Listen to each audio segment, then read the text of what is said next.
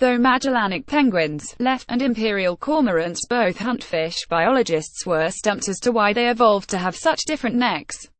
Left. Martin Bonetti, Agence France Press, Getty Images. Right. My Loop, Universal Images Group. Via Getty Images. It was a question that dogged biologists. Agustina Gomez-Laich recalls why the neck.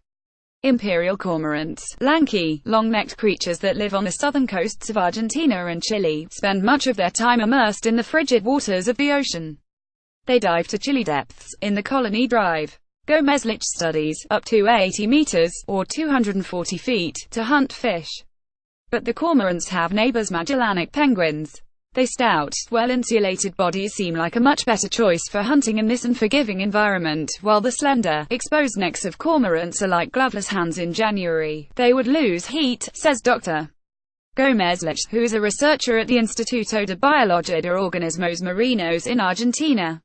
So what's the advantage? As it turns out, she and her colleagues have found that long, flexible necks offer real benefits when you hunt like a cormorant, according to a paper just published in Proceedings of the Royal Society B. While cormorants shed heat in the ocean, this energy loss may be offset by being able to move only their head, not their whole body, when they snap up prey.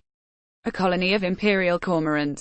Researchers found that while a cormorant loses a certain amount of heat and isn't as streamlined a swimmer as a penguin, she uses half as much energy by just moving her head and not her body.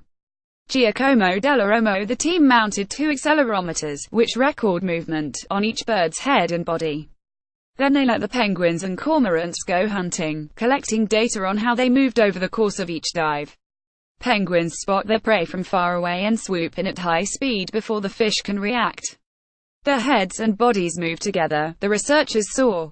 Cormorants, on the other hand, prowl among the rocks and see their prey only when they are very close, their heads shooting out to grab it. It was clear from the accelerometer readings that their heads and bodies did not move as one. That neck was allowing them to hold their bodies still while their heads reached out to snatch fish. The researchers found that a cormorant uses half as much energy by just moving her head and not her whole body. A long neck does mean a certain amount of heat is lost, and the cormorant's gawky profile is not as streamlined as a lightning-swift penguin's form. But in a species that moves a bit slower than penguins, the benefit of being able to hunt more efficiently may outweigh these downsides. Studying the energy costs of particular animal movements can help researchers understand not only how present life works, but past life as well. For example, why plesiosaurs had such long necks is a topic of much discussion, the researchers note.